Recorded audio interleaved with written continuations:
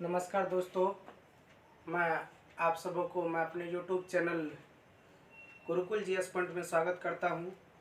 आज मैं आप सबों के बीच आगामी बिहार पुलिस का एग्ज़ाम जो है 14 मार्च और 21 मार्च को दोनों डेट में दो सीटिंग में एग्ज़ाम है।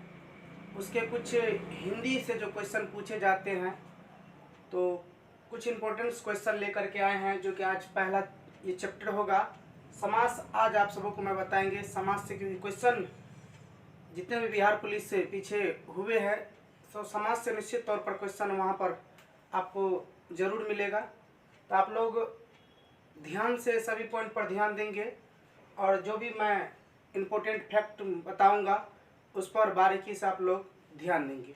तो सबसे पहले जान लेते हैं समास क्या है।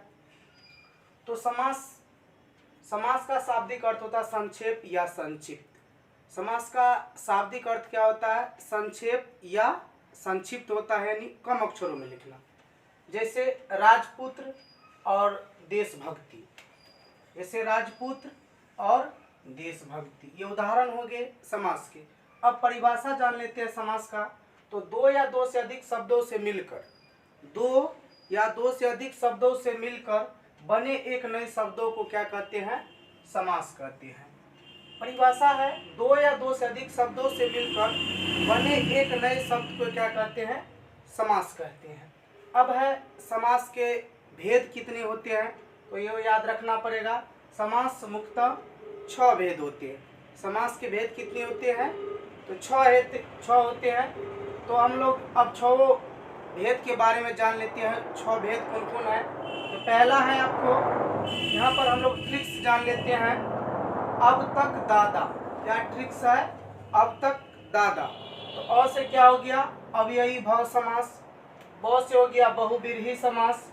त से हो गया तत्पुरुष समास। क से हो गया कर्मधारय समास। द से हो गया द्वंद्व समास और फिर एक द से हो गया द्विगु समास। तो ये हम लोग 6 समास तो एग्जाम में नहीं पूछा जाता है, लेकिन जहाँ से क्वेश्चन आते हैं उस पर हम लोग चर्चा करेंगे। तो सबसे पहले हम लोग द्वंद्व समास को पढ़ते हैं। तो द्वंद्व समास का परिभाषा क्या होता है? तो जिस समास के दोनों पद प्रधान हो, यानी जिस समास के दोनों पद प्रधान हो और बीच में योजक चिन्ह और या आए तो द्वंद्व समास कहलाएगा। परिभाषा क्या है? जिस समास के दोनों पद प्रधान हो और बीच में योजक चिन्ह और या आए तो वो क्या कहलाएंगे? द्वंद्व समास कहलाएंगे। अब हम एक उदाहरण देख लेते हैं क्या सब है द्वंद्व समास के। तो दिन रात, दिन रात, तो इसमें हम लोग दिन और रात इसको बोल सकते हैं, दिन या रात बोल सकते हैं। माता पिता, देश विदेश, दाल भात, सुख दुख, हरि हर, आगे पीछे, धर्म अधर्म, रुपया पैसा, स्वर्ग नर्क। तो ये सब क्या हो गया? दाल भात, आगे पीछे, ऊपर नीचे, ये सब क्या हो गया? द्वंद्व समास। क्योंकि इस बीच में हम और लगा सकते हैं या लगा सकते हैं। तो आपको एग्जाम में यहीं से क्वेश्चन रहेगा दिन रात में कौन सा समास है, तो हमको मारना है द्वंद्व समास। या पूछ देगा सुख दुख में कौन सा समास है, तो द्वंद्व समास हो जाएंगे। अब दूसरा है आपको इसी में द्विगु समास। द्विगु समास के बारे में जान लेते हैं। तो जिस समास का पहला पद संख्यावाचक, यानी जिस समास का पहला पद संख्यावाचक हो और उत्तर पद प्रधान हो, तो वह द्विगु समास कहलाता है। परिभाषा क्या है? जिस समास का पहला पद संख्यावाचक हो और उत्तर पद प्रधान हो तो वह द्विगु समास कहलाता है। अब हम द्विगु समास के उदाहरण जान लेते हैं।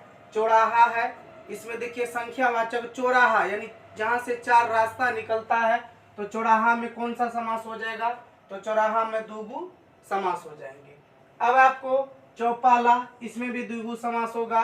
दोपहर द्विगु समास, त्रिफला में द्विगु समास, त्रिकोण में द्विगु समास और सप्ताह में द्विगु समास। तो ये सब क्या है? द्विगु समास के आपको उदाहरण है। आपको एग्जाम में पूछा जाएगा कि त्रिफला में कौन सा समास है, तो द्विगु समास होगा। पूछ देगा चौराहा में कौन सा समास है, तो इसमें भी द्विगु समास होगा। सप्ताह में कौन सा समास है, तो द्विगु समास होगा। अब तीसरा है बहुव्रीहि समास।